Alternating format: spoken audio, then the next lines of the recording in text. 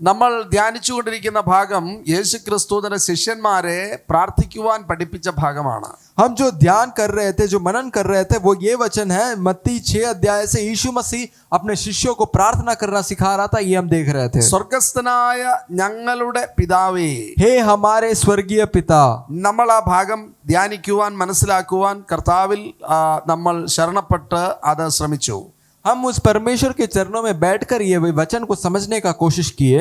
നിന്റെ നാമം വിശുദ്ധീകരിക്കപ്പെടണമേ, आपका नाम पवित्र माना जाए. സ്വർഗസ്ഥനായ ഞങ്ങളുടെ പിതാവേ, നിന്റെ നാമം हे വിശുദ്ധീകരിക്കപ്പെടണമേ. हमारे स्वर्गीय पिता, आपका नाम पवित्र माना जाए. സർവശക്തനായ സർവശ്രേഷ്ഠനായ ഒരു ദൈവം, एक सर्वशक्तिमान सबसे महान परमेश्वर, ഏക സത്യ ദൈവം, सच्चा जीवित एकमात्र खुदा, സ്വർഗത്തെക്കാൾ ഉന്നതനായ ദൈവം, स्वर्गों से ऊपर रहने वाला एक प्रिय परमेश्वर, ഞങ്ങളുടെ പിതാവേ. हमारा पिता. അതെ, യേശു നമുക്ക് വേണ്ടി കടന്നു വന്നു. यीशु हमारे लिए इस पृथ्वी पर आया. ഏതെങ്കിലും ഒരു പ്രത്യേക ജാതിക്ക് വേണ്ടി അല്ല യേശു വന്നത്. यीशु मसीह कोई खास एक जाति, एक विशेष जाति के लिए नहीं आया. ഇസ്രായേൽ മക്കൾക്ക് വേണ്ടി മാത്രമല്ല യേശു ഭൂമിയിൽ വന്നത്. सिर्फ इस्राएलियों के लिए यीशु इस पृथ्वी पे नहीं आया. അബ്രഹാമിനെ ദൈവം അനുഗ്രഹിച്ചിട്ട് പറഞ്ഞു, നിന്നിൽ സകല ജാതികളും അനുഗ്രഹിക്കപ്പെടും. अब्राहम को यीशु परमेश्वर आशीष दे के ऐसा कहता है कि तुम्हारे द्वारा सारे सारे सारे देश और सारे राज्य के लोग आशीष ഈ पाएंगे. ദൈവം നമ്മളുടെ പിതാവാണ്. ये परमेश्वर हमारा पिता है. ആ ഒരു ബന്ധമാണ് ദൈവം നമുക്ക് നൽകിയിരിക്കുന്നത്. ये संबंध है हमारा और परमेश्वर के साथ. നിന്റെ നാമം വിശുദ്ധീകരിക്കപ്പെടണമേ. आपका नाम पवित्र माना നമ്മൾ जाए. എന്തെങ്കിലും പ്രാർത്ഥിച്ച് ദൈവത്തോട് വാങ്ങിക്കുവാൻ വേണ്ടി ദൈവം അങ്ങനെ പ്രാർത്ഥനയ്ക്ക് ഉത്തരം തരുവാനിരിക്കുന്ന ഒരു കോൺട്രാക്ട് ബിസിനസ്മാൻ അല്ല. यीशु मसीह को ऐसा व्यवसाय नहीं कर रहा कि सिर्फ हम कुछ मांगेंगे और वो देगा. ये कोई व्यवसाय नहीं है. നമ്മൾ ദൈവത്തോട് പ്രാർത്ഥിക്കും, ദൈവം ഉത്തരം തരും, അപ്പോൾ നമ്മളൊരു ചെറിയ സ്തോത്ര കാഴ്ച ഇടും. അങ്ങനെ ഒരു ദൈവമല്ല ഈ ദൈവം. ये ऐसा परमेश्वर नहीं है कि हम जब प्रार्थना करेंगे उत्तर देगा, तब हम थोड़ा दान देंगे या उनके लिए कुछ क्रियाकर्म करेंगे. ऐसा परमेश्वर नहीं है. ദൈവത്തിന്റെ വചനം പറയുന്നു, ഭൂമിയും അതിന്റെ പൂർണ്ണതയും യഹോവയ്ക്കുള്ളതാണ്. परमेश्वर का वचन कहता है कि ये धरती और उसका पूर्णता परमेश्वर का है. നമുക്കറിയാം, സുവോളജി ബോട്ടണി ഒക്കെ പഠിക്കുന്ന ആളുകൾക്കറിയാം, ആയിരക്കണക്കിന് ജീവജാലങ്ങളുടെ പേരുകൾ നമ്മൾ കണ്ടുപിടിച്ചു. जब हम शास्त्र पढ़ते, जब जानवर का शास्त्र और पेड़ पौधों का शास्त्र पढ़ते हैं, तब हम देखते हैं कि कई सारे चीजों का नाम है. എന്നാൽ ഇതുവരെയും 50% ജീവജാലങ്ങളുടെ പോലും പേര് അതിനെ നമ്മൾ ഐഡന്റിഫൈ ചെയ്തിട്ടുമില്ല. अब लेकिन अभी भी इतना विज्ञान विकसित होने के बावजूद भी अभी भी लगभग 50% चीजों का, जानवरों का या पेड़ पौधों का नाम तक हमें नहीं पता. हम पहचान भी नहीं पाते. ലോകത്തിലെ സകല മിനറൽ ശേഖരവും സ്വർണമൊക്കെ ഉൾപ്പെടെ അതെല്ലാം ഈ ദൈവത്തിൻ്റെതാണ്. ये सारा सोना से लेके जो कोई मिनरल्स इस दुनिया में पाया जाता है, ये सब परमेश्वर का है. ഈ ഭൂമിയും അതിന്റെ പൂർണ്ണതയും യഹോവയ്ക്കുള്ളതാകുമ്പോൾ നമ്മൾ എന്തെങ്കിലും ചെറുതായിട്ട് ഒരു കാര്യം കൊടുക്കുന്നതുകൊണ്ടല്ലല്ലോ ദൈവം ജീവിക്കുന്നത്. ये धरती और उसका पूर्णता जब यहोवा का है, जब परमेश्वर का है, हमारा छोटा दान उनके सामने क्या है. അപ്പോൾ യേശു പ്രാർത്ഥിക്കാൻ പഠിപ്പിക്കുന്നത് എന്താണ്? നിങ്ങൾ ഇങ്ങനെ പ്രാർത്ഥിക്കണം, നിന്റെ നാമം വിശുദ്ധീകരിക്കപ്പെടണമേ. तो यीशु मसीह क्या प्रार्थना करना सिखा रहा है कि यीशु मसीह ये बता रहा है कि ऐसा प्रार्थना करो, परमेश्वर आपका नाम पवित्र माना जाए. ഓരോ പിതാവും ആഗ്രഹിക്കുന്നത് തന്റെ മകൻ തന്നെ പോലെ ആയിക്കൊണ്ടിരിക്കണമെന്നാണ്. हर एक पिता का यही इच्छा है कि उनका बेटा उनके जैसा होना है. മദ്യപാനികളായ ചില പിതാക്കന്മാര് തന്റെ മക്കളോട് പറയുന്നത് കേട്ടിട്ടുണ്ടോ? എടാ, നീ എന്നെ പോലെ ആകരുതേ. कई सारे जो पियक्कड़ पिता लोग हैं, वो कभी नहीं बोलते अपने बच्चों को कि मेरे जैसा हो. എന്നാൽ നല്ല കാര്യങ്ങൾ ചെയ്യുന്ന പിതാക്കന്മാരൊക്കെ ആഗ്രഹിക്കുന്നത് എന്നെ പോലെ ആകണം, അല്ലെ എന്നെക്കാട്ടിലും നല്ല ഒരു സ്ഥാനത്തെത്തണം. लेकिन जो अच्छे पिता लोग हैं, जो चाहते हैं कि उनका बच्चों का भलाई हो, वो ऐसा बोलते हैं कि आप कुछ अच्छा करना है या आप कुछ मेरे से बढ़कर कुछ करना ഈ है. പിതാവ് നല്ല പിതാവാണ്. ये पिता एक अच्छा पिता है. അപ്പോൾ ഈ പിതാവ് ആഗ്രഹിക്കുന്നത് ഈ പിതാവിനെ പോലെ നമ്മളും ആയിക്കൊണ്ടിരിക്കണമെന്നാണ്. ये पिता ऐसा चाहता है कि इस पिता के समान हम भी बढ़ते जाना അപ്പോൾ ഈ है. പിതാവ് പഠിപ്പിക്കുന്ന പ്രാർത്ഥന, യേശു നമ്മളെ പഠിപ്പിക്കുന്ന പ്രാർത്ഥന, നിന്റെ നാമം വിശുദ്ധീകരിക്കപ്പെടണമേ. എന്നിൽ ആ വിശുദ്ധി അത് നിറഞ്ഞു വരേണം, വിശുദ്ധിയിൽ ഞാൻ വളരണം. ഇതാണ് ദൈവത്തിന് നമ്മളെ പറ്റിയുള്ള ഏറ്റവും വലിയ ആഗ്രഹം. परमेश्वर का हमारे प्रति सबसे बड़ा आग्रह ये है कि हम परमेश्वर के पवित्रता में बढ़ते जाए, हम परमेश्वर के पवित्रता में बढ़ते रहे और उसके और परमेश्वर का नाम हमारे हमारे जीवन से पवित्र माना जाए। അടുത്തത് ഇവിടെ എഴുതിയിരിക്കുന്നു, നിന്റെ രാജ്യം വരണമേ. और आगे लिखा है आपका राज आए, നിന്റെ രാജ്യം വരണമേ. आपका राज आए। ഒരു ഐഹിക രാജ്യത്തെ പറ്റി അല്ല യേശുവിടെ പറയുന്നത്. यहाँ कोई कोई काल्पनिक राज्य के बारे में नहीं बता रहा है यीशु യേശുവിന്റെ मसीह। രാജ്യം ഈ ലോകത്തിലെ ഒരു രാജ്യമല്ല. यीशु मसीह का राज इस पृथ्वी का राज नहीं है।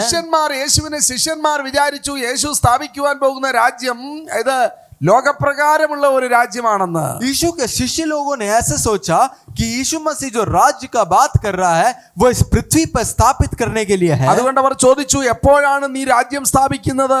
इसीलिए उसका शिष्य लोग उससे पूछते हैं कि तुम कब अपना राज्य का स्थापित करोगे। യേശു പറഞ്ഞു, ഈ ലോകത്തിൽ ഒരു രാജ്യം ഇപ്പോൾ സ്ഥാപിക്കുവാനല്ല ഞാൻ വന്നിരിക്കുന്നത്. यीशु मसीह कहता है कि इस पृथ्वी पे राज्य स्थापित करने में नहीं आया। പ്രിയമുള്ളവരെ, ഈ ലോകത്തിൽ വലിയ വലിയ ചില സാമ്രാജ്യങ്ങളും ഉണ്ടായിരുന്നു. इस पृथ्वी पर कई सारे महान साम्राज्य थे। നെബൂഖദ്നേസറും ബാബിലോൺ സാമ്രാജ്യവും എന്നൊക്കെ നമ്മൾ കേട്ടിട്ടുള്ള പേരുകളാണ്. नेबुकदनेस्सर नामक एक महाराजा और बाबिलोन नामक एक साम्राज्य के बारे में आप सुने होंगे। ഗ്രീക്ക് സാമ്രാജ്യവും അലക്സാണ്ടർ ചക്രവർത്തിയും ഒക്കെ നമ്മൾ കേട്ടിട്ടുള്ള പേരുകളാണ്. यूनानी साम्राज्य और अलेक्जेंडर नामक जो महान योद्धा था उसके बारे में सुने हैं। റോമൻ സാമ്രാജ്യം, ജൂലിയസ് സീസർ, ഈ പേരുകളൊക്കെ നമുക്കറിയാം. हम रोमियो का सरकार और जूलियस सीजर के बारे में सुने होंगे। പ്രിയമുള്ളവരെ, ഇതിൽ പല രാജ്യങ്ങളും അസ്തമിച്ചു. इनमें से कई सारे साम्राज्य खत्म हो गए। ലോകത്തിലെ ഏറ്റവും വലിയ രാജ്യമായ ബാബേൽ രാജ്യം അസ്തമിച്ചു. दुनिया का सब लगभग एक समय का सबसे महान जो राज्य था बाबेल, ये भी खत्म हो ആ गया। രാജ്യത്തിന്റെ അധിപനായിരുന്ന നെബൂഖദ്നേസറിനോട് ദാനിയേൽ പ്രവാചകന്റെ പുസ്തകം 2-ാം അധ്യായത്തിൽ ദാനിയേൽ പറയുകയാണ്, നെബൂഖദ്നേസറേ, നീ ലോകത്തിലെ ഏറ്റവും വലിയ രാജാവാണ്, പക്ഷെ നിന്റെ രാജ്യം അവസാനിക്കും ഒരു ദിവസം. और दानियल के किताब में हम ऐसा देखते हैं कि वहां वो दानियल राजा को ऐसा भविष्यवाणी कर रहा है कि आपका राज्य बहुत बड़ा होगा लेकिन उसका भी एक दिन अंत होगा। പ്രിയമുള്ളവരെ, ഇന്ന് നമ്മൾ നല്ല സ്ഥാനത്തായിരിക്കും. आज शायद आप एक अच्छे स्थिति में होंगे। ഇന്ന് നമ്മളോട് ഒത്തിരി പേര് നമസ്കാരം പറയുന്നുണ്ടായിരിക്കും. आज कई लोग आपको सलाम कर रहे होंगे। ഇന്ന് നമുക്ക് ജയ് വിളിക്കുവാൻ ഒത്തിരി ആളുകൾ आज ഉണ്ടായിരിക്കും. आपका जयकार करने के लिए कई लोग होंगे। ദൈവത്തിന്റെ വചനം പറയുന്നു, ലോകത്തിലെ സകല സാമ്രാജ്യങ്ങളും ഒരു ദിവസം അസ്തമിക്കും. परमेश्वर का वचन कहता है कि इस पृथ्वी का सारा साम्राज्य एक दिन खत्म हो എന്നാൽ जाएगा। യേശു മറ്റൊരു രാജ്യത്തെ പറ്റിയാണ് പറയുന്നത്. यीशु मसीह एक अलग एक दूसरे राज्य के बारे में विवरण कर रहा ആ है। രാജ്യം വരണമേ എന്നുള്ള പ്രാർത്ഥനയാണ് യേശു പഠിപ്പിക്കുന്നത്. उस राज्य आए, वो राज आए, वो परमेश्वर का राज आए, वो चीज उस वचन में लिखा है। ആ രാജ്യം ഭൂമിയിലെ ഏതെങ്കിലും ജിയോഗ്രഫിക്കൽ ഏരിയയിൽ ഏതെങ്കിലും ഭൂപടത്തിലെ ഏതെങ്കിലും ഒരു സ്ഥാനത്ത് വരുന്ന രാജ്യമല്ല. वो राज कोई दुनिया का जो हम जिस दुनिया में रहते हैं उसका कोई भाग नहीं है। യേശു പറയുന്നത് അങ്ങനെ ഒരു രാജ്യത്തെ പറ്റിയല്ല. यीशु मसीह ऐसा राज्य के बारे में नहीं बता ഇതാ रहा। ഇവിടെ യേശു പഠിപ്പിക്കുന്നു, നിന്റെ രാജ്യം വരണമേ. यीशु मसीह यहाँ बताता है कि आपका राज आवे। ഈ രാജ്യം എവിടെയാണ് വരേണ്ടത്?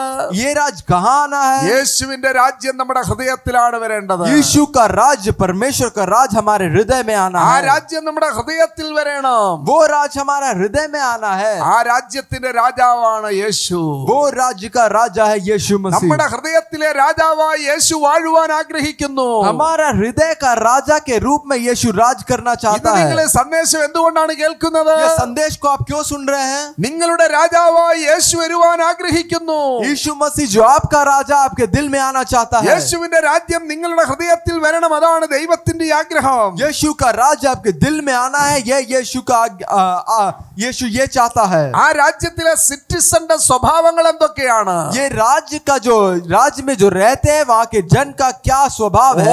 ഓരോ രാജ്യത്തിലെയും സിറ്റിസണ് ചില റൈറ്റ്സ് ഉണ്ട്, ചില റെസ്പോൺസിബിലിറ്റീസ് ഉണ്ട്. हर एक राज्य का जो वासी है, हर एक राज्य का जो वासी है, उनका अलग अलग चीजें हैं, वो अलग अलग राइट्स है और उनके बारे उनको कई सारे नियम भी है पालन करने। നമ്മുടെ രാജ്യത്തിന്റെ പാസ്പോർട്ട് നമ്മുടെ കയ്യിലുള്ളപ്പോൾ അതിന്റെ അർത്ഥം ആ ഭാരതത്തിലെ നമ്മുടെ രാജ്യത്ത് ഏത് സംസ്ഥാനത്ത് നമുക്ക് യാത്ര ചെയ്യുവാൻ കഴിയും. और अगर एक देश का पासपोर्ट आपके हाथ में है और उस देश का पहचान आपके हाथ में है तो आप उस देश में आप कहीं भी जा सकते हैं बिना किसी ഈ रुकावट के। രാജ്യത്തെ ആര് നയിക്കണമെന്ന് തിരഞ്ഞെടുക്കുവാനുള്ള സ്വാതന്ത്ര്യം നമുക്ക് ഉണ്ട്. हमारे पास इतना हक है कि इस देश को कौन नियंत्रण करेगा, कौन चलाएगा, कौन इसके उच्च पद में बैठेगा, इसके भी हम भागीदार हैं। ആ രാജ്യവുമായി ബന്ധപ്പെട്ട പല പല റൈറ്റ്സും നമുക്ക് ലഭിക്കുന്നു. इस देश के संबंधित कई सारे चीजें, कई सारे फायदा हमें मिलता है। ആ രാജ്യവുമായി ബന്ധപ്പെട്ട ചില സ്വഭാവങ്ങൾ അവർക്കുണ്ട്. उस राज्य से संबंधित हमारे उसके जन को कई सारे स्वभाव है। ചില രാജ്യങ്ങളെ സംബന്ധിച്ചിടത്തോളം അവിടുത്തെ every citizen of that country needs to serve the nation, serve the military. ആ രാജ്യത്തെ മിലിറ്ററിയെ ഒരു 2 വർഷമെങ്കിലും അവരെ സർവ് ചെയ്തിരിക്കണമെന്ന് ആ രാജ്യത്തിലെ ഓരോ സിറ്റിസന്റെയും കടപ്പാടാണ്. कुछ राज्य का ऐसा एक नियम है कि कम से कम 2 साल वहां का सेना में भर्ती होना है। യേശു ഇവിടെ പഠിപ്പിക്കുന്നു, നിന്റെ രാജ്യം വരണമേ എന്ന് നിങ്ങൾ പ്രാർത്ഥിക്കണം. परमेश्वर यीशु मसीह ऐसा सिखाता है कि आपका राज्य आए। ഏത് രാജ്യത്തെ പറ്റിയാണ്? किस राज्य के बारे में बोला जा रहा है? ദൈവരാജ്യത്തെ പറ്റി യേശു പഠിപ്പിക്കുകയാണ്. यीशु मसीह परमेश्वर के राज्य के बारे में बता रहा है। സ്വർഗ്ഗ രാജ്യത്തെ പറ്റി യേശു പഠിപ്പിക്കുകയാണ്. स्वर्ग के राज्य के बारे में यीशु सिखा रहा ആ है। രാജ്യം വരുന്നത് നമ്മുടെ ഉള്ളിലാണ്. वो राज्य आपके दिल में आता है। ആ രാജ്യത്തിന്റെ സ്വഭാവം എന്താണ്? वो राज्य का स्वभाव क्या है? ദൈവത്തിന്റെ വചനം പറയുന്നു, ദൈവരാജ്യം ഭക്ഷണമല്ല, പാനീയമല്ല. परमेश्वर का वचन कहता है कि परमेश्वर का राज्य खाना पीना नहीं। ഈ ലോകത്തിലെ ഏതെങ്കിലും പ്രധാനപ്പെട്ട കാര്യങ്ങളല്ല ആ രാജ്യം. इस दुनिया का कोई महान चीज नहीं है उस राज्य में महान। അതല്ല ആ രാജ്യത്തിന്റെ പ്രത്യേകത. उस राज्य का खासियत ये नहीं है। എന്താണ് ആ രാജ്യത്തിന്റെ പ്രത്യേകത? ये राज्य का खासियत क्या है? ആ രാജ്യത്തിലെ സിറ്റിസണിന്റെ പ്രത്യേകത എന്താണ്? इस राज्य के देशवासियों का खासियत क्या है? ദൈവത്തിന്റെ വചനം പറയുന്നു, നീതിയും സമാധാനവും സന്തോഷവുമാണ് ആ രാജ്യത്തിന്റെ പ്രത്യേകത. इस राज्य का खासियत शांति, समाधान और आनंद है। ആ രാജ്യം നിങ്ങളുടെ ഉള്ളിൽ വന്നു കഴിയുമ്പോൾ, നമ്മളുടെ ഉള്ളിൽ വന്നു കഴിയുമ്പോൾ നമ്മളിൽ നീതി വെളിപ്പെടുന്നു. वो राज्य हमारे अंदर आता है तो हम भी धर्मी हो जाते हैं। ദൈവത്തിന്റെ വചനം പറയുന്നു, അബ്രഹാം ദൈവത്തിൽ വിശ്വസിച്ചു, അത് അവന് നീതിയായി കണക്കിട്ടു. परमेश्वर का वचन कहता है कि अब्राहम परमेश्वर पे, यीशु मसीह पे, परमेश्वर पे विश्वास किया और वो उसके लिए धार्मिकता ठहरा। ആരാണ് നമ്മുടെ നീതി? എന്താണ് നമ്മുടെ നീതി? हमारा धार्मिकता क्या है? ദൈവത്തിന്റെ വചനം പറയുന്നു, എല്ലാവരും ദൈവത്തിൽ നിന്നും പിന്മാറിപ്പോയി. परमेश्वर का वचन कहता है कि सब परमेश्वर से दूर चले गए। നീതിമാൻ ആരുമില്ല, ഒരുത്തൻ പോലുമില്ല.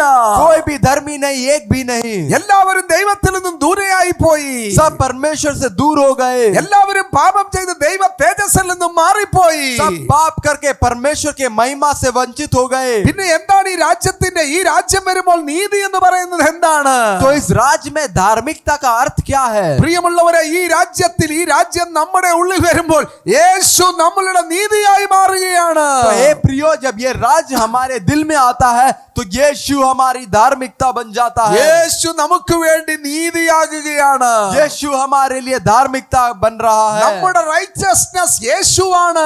हमारा धार्मिकता यीशु मसीह है। കാൽവറി ക്രൂശിൽ ഇന്ന് നമ്മൾ സാക്ഷ്യം കേട്ടതുപോലെ പേപ്പറൊക്കെ കമ്പ്യൂട്ടറിൽ നിന്ന് മാറ്റിയെന്നുണ്ട്. അതൊരു അത്ഭുതമാണ്.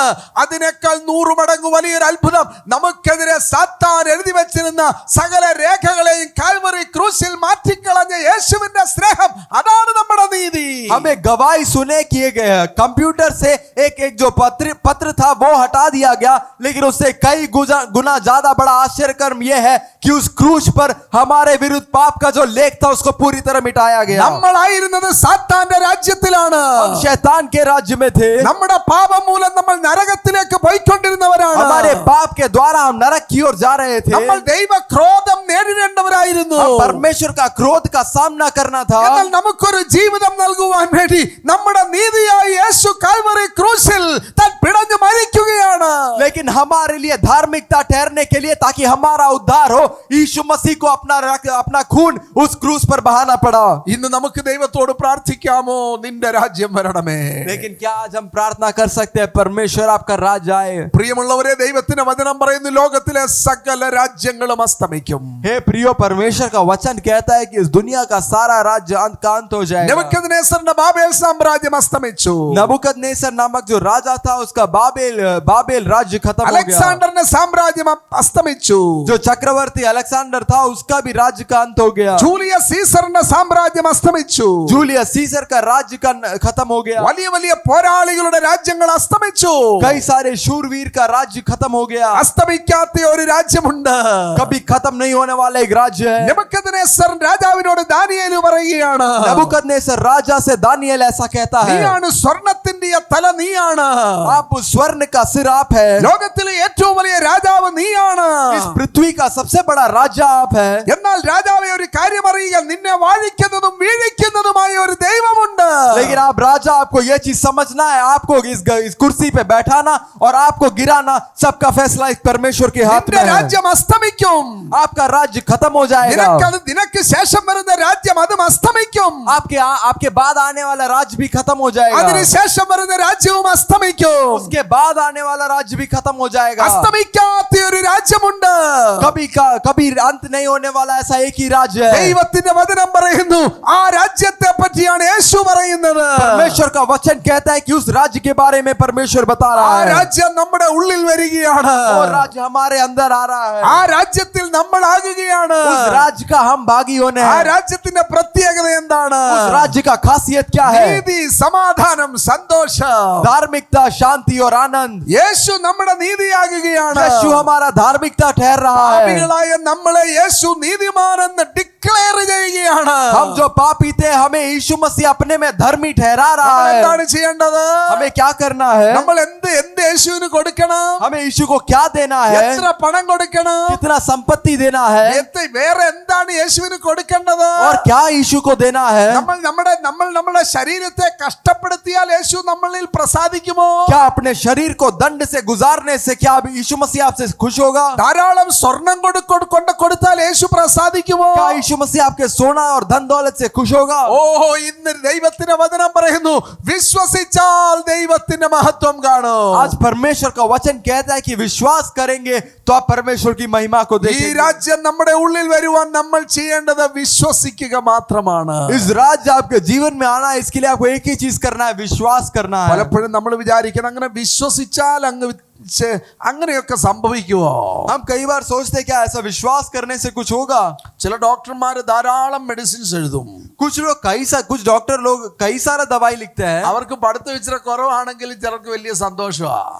कुछ लोग जो सामने बैठे हैं उनको पढ़ाई उतना पढ़े लिखे नहीं है, लेकिन उनको काफी आनंद है. ഒന്ന് രണ്ട് പേപ്പർ നിറച്ചെഴുതിയല്ലോ, एक दो पन्ना भर के लिख दिया. ചില ഡോക്ടർമാർ വരെ ഒരു മെഡിസിനും കഴിക്കണ്ട, कुछ चिकित्सक लोग ऐसा बोलते हैं कि एक भी दवाई नहीं खाना है, ഇങ്ങനെ അങ്ങോട്ട് ചെയ്താൽ മതി. ऐसा ही करना. അപ്പൊ നമുക്കൊരു സംശയമാ, हमें फिर शक हो जाता है, ഇദ്ദേഹത്തിന് ഡിഗ്രി ഒക്കെ ശരിക്കുള്ളതാണോ? क्या इसको ये सही में पढ़ा लिखा है क्या? നമ്മളോട് യേശു പറയുകയാണെന്നിരിക്കട്ടെ, നിങ്ങൾ ഇത്രയൊക്കെ കഷ്ടപ്പെടണം, അപ്പൊ നിങ്ങൾക്ക് ഈ രാജ്യത്തിൽ പ്രവേശിക്കാം. अगर यीशु मसीह हमसे ऐसा कहे कि आपको इस कष्ट से गुजरना, ये करना, वो करना, ये क्रियाक्रम करने से आप परमेश्वर के राज का भागी होंगे. പക്ഷേ യേശു അങ്ങനെയൊന്നും പറയുന്നില്ല. लेकिन यीशु ऐसा कुछ नहीं बोलता. യേശു പറയുകയാണ്, വിശ്വസിക്കുക. यीशु कहता है विश्वास करें. യേശുവിൽ വിശ്വസിക്കുക. यीशु पे विश्वास करें. യേശു നമുക്ക് വേണ്ടി സ്വർഗ്ഗത്തിൽ നിന്നും ഭൂമിയിലേക്ക് വന്നു എന്ന് വിശ്വസിക്കുക. यीशु मसीह आपके और हमारे लिए स्वर्ग से इस पृथ्वी पे आए, ये विश्वास करें. യേശു എന്റെ പാപങ്ങൾക്ക് വേണ്ടി മരിച്ചു, അടക്കപ്പെട്ടു, ഉയർത്തെഴുന്നേറ്റു എന്ന് വിശ്വസിക്കുക. यीशु मसीह हमारे पापों के लिए मारा गया और तीसरे दिन जी उठा, ये विश्वास करें. യേശു നമ്മളുടെ നീതിയാകുകയാണ്. यीशु आप हमारा धार्मिकता ठहरता है. യേശു നമുക്ക് വേണ്ടി പിതാവിന്റെ സന്നിധിയിൽ നമുക്ക് നമ്മുടെ നീതിയാകുകയാണ്. यीशु पिता के सन्मुख में हमारे लिए धार्मिकता ठहरा है. യേശുവിലൂടെ നമ്മൾ നീതീകരിക്കപ്പെടുകയാണ്. यीशु के द्वारा हम धर्मी ठहरते हैं. നമുക്കിനി വേദനയിൽ ജീവിക്കേണ്ട കാര്യമില്ല. हमें दर्द में अब जीने का जरूरत नहीं है. നമുക്കിനി നിരാശയിൽ ജീവിക്കേണ്ട കാര്യമില്ല. हम निराशा में नहीं जीना है. നമുക്കിനി സംശയത്തിൽ ജീവിക്കേണ്ട കാര്യമില്ല. हमें अब शक में नहीं जीना है. നമുക്കിനി ആരെങ്കിലും എന്റെ പ്രാർത്ഥന കേൾക്കാനുണ്ടോ എന്ന് ചിന്തിച്ച് സംശയിക്കേണ്ട കാര്യമില്ല. अब कोई मेरा प्रार्थना सुनेगा ये सोच में और व्याकुल होने का जरूरत नहीं है. എന്റെ നിലവിളി കേൾക്കാൻ ആരെങ്കിലും ഉണ്ടോ എന്ന് ചിന്തി സംശയിക്കേണ്ട കാര്യമില്ല. हमारा प्रार्थना सुनने के लिए क्या कोई है ये सोचने का जरूरत നമ്മുടെ नहीं है. നീതിയായ ഒരുവനുണ്ട്. हमारा धार्मिकता एक है. നമുക്ക് വേണ്ടി ഇടിവിൽ നിൽക്കുന്ന ഒരുവനുണ്ട്. हमारे लिए बिचवाई करने वाला एक है. പാപികളായ നമ്മളെ നീതീകരിക്കുന്ന ഒരുവനുണ്ട്. हम जो पापी है हमारे लिए हमें धर्मी ठहराने के लिए एक है. ഈ രാജ്യത്തിൽ എത്തിക്കഴിഞ്ഞാൽ, ഈ രാജ്യത്തിന്റെ ഭാഗമായി കഴിഞ്ഞാൽ എന്താണ് പ്രത്യേകത? നീതി, നീതി, നീതി. ഇനി നമുക്ക് സംശയമില്ല, ഞാൻ എവിടേക്കാണ് പോകുന്നത്?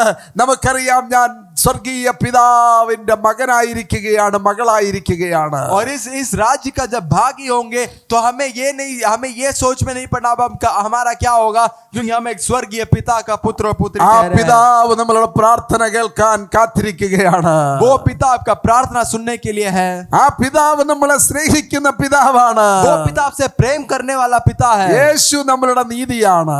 यीशु हमारा धार्मिकता നീതി, है. സമാധാനം, സന്തോഷം. धार्मिकता, शांति और आनंद. ഇനി നമുക്ക് സമാധാനം കിട്ടാൻ വേണ്ടി ഏതെങ്കിലും ഡ്രഗ് ഉപയോഗിക്കേണ്ട കാര്യമില്ല. क्या आपको कोई नशा का जरूरत नहीं है ये शांति के लिए. വളരെ പ്രസിദ്ധനായ ഒരു സിംഗർ, ഡാൻസർ, एक काफी महान अपने समय का काफी एक बड़ा नाचने और गाने वाला, തന്റെ പാട്ട് കേൾക്കുവാൻ വേണ്ടി ലക്ഷക്കണക്കിന് ആളുകൾ, തന്റെ ഡാൻസ് കാണുവാൻ വേണ്ടി ലക്ഷക്കണക്കിന് ആളുകൾ, उनका नाच देखने के लिए, उनका गाना सुनने के लिए लाखों करोड़ों लोग, തന്റെ നൃത്ത ചുവടുകൾ അനുസരിച്ച് ചുവടുകൾ വെക്കുവാൻ വേണ്ടി, തന്റെ ഹെയർ സ്റ്റൈൽ പോലെ ഹെയർ സ്റ്റൈൽ ആക്കുവാൻ വേണ്ടി, തന്റെ വസ്ത്രധാരണം പോലെ വസ്ത്രധാരണം ചെയ്യുവാൻ വേണ്ടി ലക്ഷക്കണക്കിന് ആളുകൾ കാത്തു നിന്നു.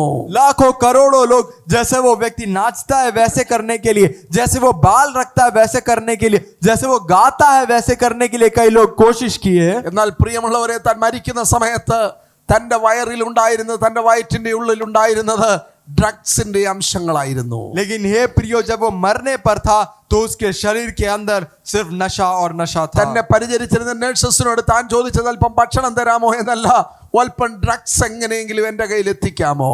लेकिन जो उसका सेवा करने वाला जो नर्स थी उससे वो ऐसा पूछता है कि हाँ, मुझे कुछ चाहिए नहीं, मुझे बस नशा चाहिए. യേശു ഒരിക്കൽ ചോദിച്ചു, ഒരു മനുഷ്യൻ സർവ്വലോകവും നേടിയിട്ട് തന്റെ ആത്മാവിനെ നഷ്ടപ്പെടുത്തിയാൽ അവന്റെ ജീവിതം കൊണ്ട് എന്തു പ്രയോജനം?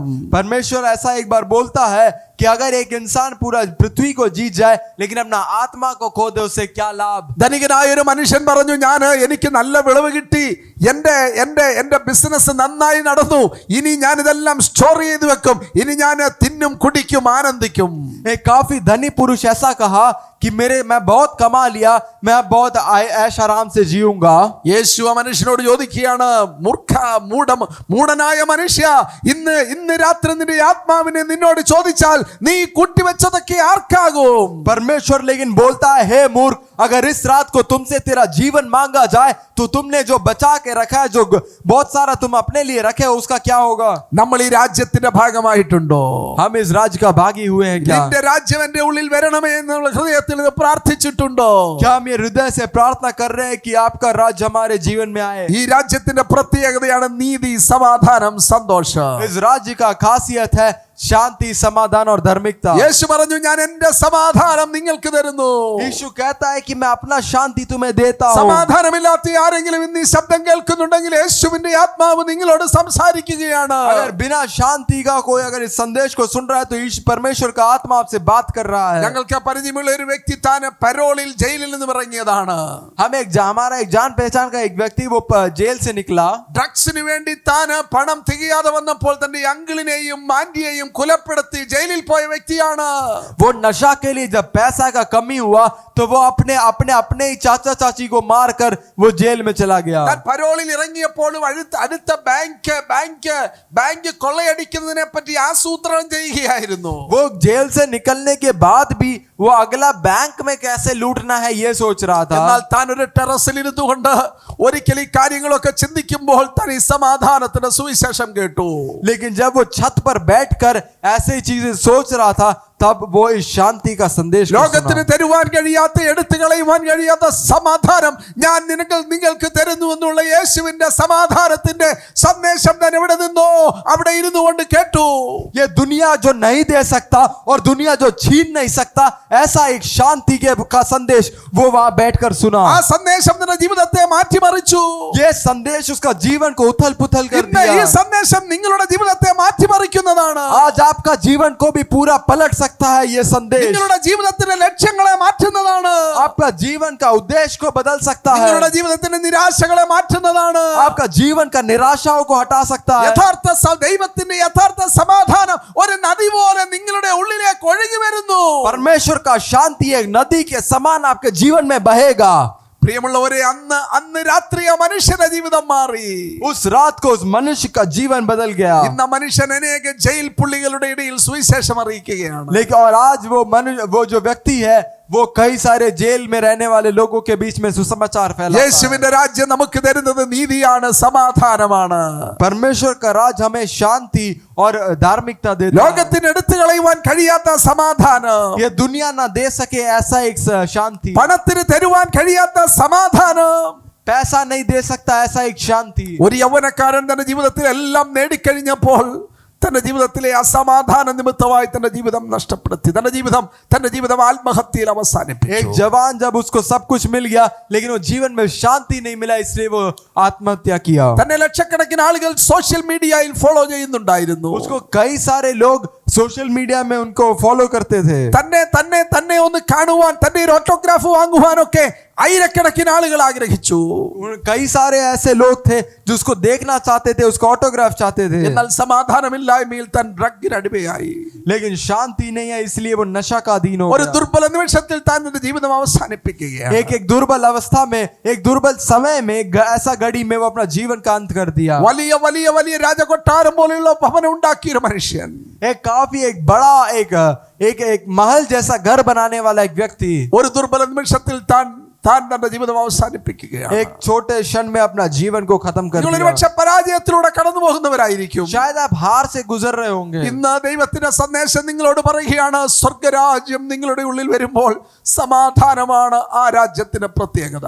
लेकिन परमेश्वर का वचन आपसे ऐसा कहता है कि एक स्वर्ग राज्य जब आपके जीवन में आएगा तो उसका खासियत है शांति। പണത്തിന് തരുവാൻ കഴിയാത്ത സമാധാനം, जो पैसा नहीं दे सकता ऐसा शांति, പ്രശസ്തിക്ക് തരുവാൻ കഴിയാത്ത സമാധാനം, वो ऐसा जो काफी सारा लोग जाने उससे वो ऐसा नहीं दे सकता वैसा शांति। നിങ്ങൾ നേരിടുന്ന സകല കോളിളക്കങ്ങൾക്കും എടുത്തു മാറ്റുവാൻ കഴിയാത്ത സമാധാനം, आपका जीवन का परेशानियां आए तो भी नहीं हटने वाले एक ऐसा शांति। ക്രൂശിൽ യേശു അനുഭവിച്ച സമാധാനം, क्रूस में यीशु मसीह जो अनुभव किया ऐसा एक शांति। കല്ലേറുകൊള്ളുമ്പോൾ യേശുവിന്റെ ശിഷ്യനായ സ്തെഫാനോസ് അനുഭവിച്ച സമാധാനം, जब पत्थरवा हो रहा था तो ये एक यीशु मसीह का जो शिष्य स्टेफानोस जो महसूस किया हुआ शांति। തന്നെ ആളുകൾ കല്ലെറിയുമ്പോൾ സ്തെഫാനോസ് എന്ന യേശുവിന്റെ യൗവനക്കാരനായ ഒരു ശിഷ്യൻ താൻ അലറി വിളിക്കുകയായിരുന്നില്ല. जब लोग उसको पत्थरवा कर रहे थे तो ये जो यीशु मसीह का जो शिष्य स्टेफानोस वो चिल्ला नहीं रहा था, रो नहीं रहा था। ഞാൻ യേശുവിനെ തള്ളി പറയാം, എന്നെ കല്ലെറിയരുതേ എന്നല്ല താൻ പ്രാർത്ഥിച്ചത്. वो ऐसा प्रार्थना नहीं किया मैं यीशु मसीह को छोड़ दूंगा, मुझे पत्थरवा ना करो। താൻ സ്വർഗത്തിലേക്ക് നോക്കി യേശു പിതാവിന്റെ വലതുഭാഗത്ത് നിൽക്കുന്നത് കണ്ടു. वो अपने ऊपर उठ के ऊपर देखा और वहां पर यीशु मसीह परमेश्वर के दाहिने हाथ में देखा। തന്റെ ശരീരത്തിലേക്ക് നൂറുകണക്കിന് ആളുകളുടെ കല്ലുകൾ വന്ന് പതിക്കുമ്പോൾ താൻ സ്വർഗം തുറന്നിരിക്കുന്ന സുന്ദരമായ കാഴ്ച കാണുകയാണ്. जब कई लोग का पत्थर उसके शरीर पे पड़ रहा था वो स्वर्ग को खुला हुआ ऐसा दर्शन देखता അവിടെ है। യേശു തന്നെ എതിരേൽക്കുവാൻ വേണ്ടി എഴുന്നേറ്റ് നിൽക്കുന്ന കാഴ്ച താൻ കാണുകയാണ്. वह देखता है कि यीशु मसीह उसका स्वागत करने के लिए खड़ा हो रहा है। താൻ പ്രാർത്ഥിക്കുകയാണ്, പിതാവേ എന്നെ കല്ലെറിയുന്ന ഈ ആളുകളുടെ പാപം ഇവരുടെ മേൽ നിർത്തരുതേ.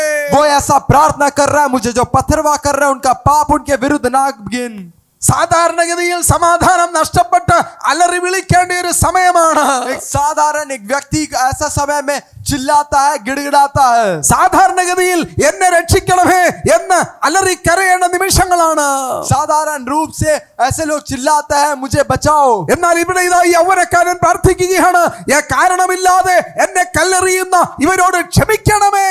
लेकिन यहाँ यह जवान प्रार्थना करता है कि बिना कोई कारण के मुझे पत्थरवा करने वाले लोगों से मुझे लोगों को क्षमा कर। എന്താണ് ഇതിന്റെ കാരണം? ऐसा क्यों है? താൻ ഈ രാജ്യത്തിന്റെ അംഗമാണ്. क्योंकि वो इस राज्य का भागी है। താൻ ഈ രാജ്യത്തിന്റെ സമാധാനം അനുഭവിക്കുന്നു. वो इस राज्य का शांति को महसूस किया തനിക്ക് है। മനസ്സിലായി, ഞാൻ ഈ ലോകം വിടുമ്പോൾ ആ ലോകത്തിലേക്ക്, എന്റെ സ്വന്തം രാജ്യത്തിലേക്ക്, എന്നേക്കുമുള്ള ആ രാജ്യത്തിലേക്ക് ഞാൻ പ്രവേശിക്കുകയാണ്. क्योंकि उसे पता है कि जब वो इस पृथ्वी को छोड़ेगा तो अनंत काल का उस जीवन की ओर वो प्रवेश कर रहा है। രോഗമില്ലാത്ത, കണ്ണുനീരില്ലാത്ത, ദുഃഖമില്ലാത്ത രാജ്യം, उस राज्य में ना दुख है, ना शोक है, ना विलाप है, മരണമില്ലാത്ത രാജ്യം, मृत्यु भी नहीं है। ആ രാജ്യത്തേക്ക് നമ്മൾ പ്രവേശിക്കുക എന്നുള്ളതാണ് ദൈവത്തിന്റെ ആഗ്രഹം. उस राज्य में हम प्रवेश करना ये परमेश्वर की इच्छा। നീതി, സമാധാനം, സന്തോഷം. धार्मिकता, शांति, आनंद।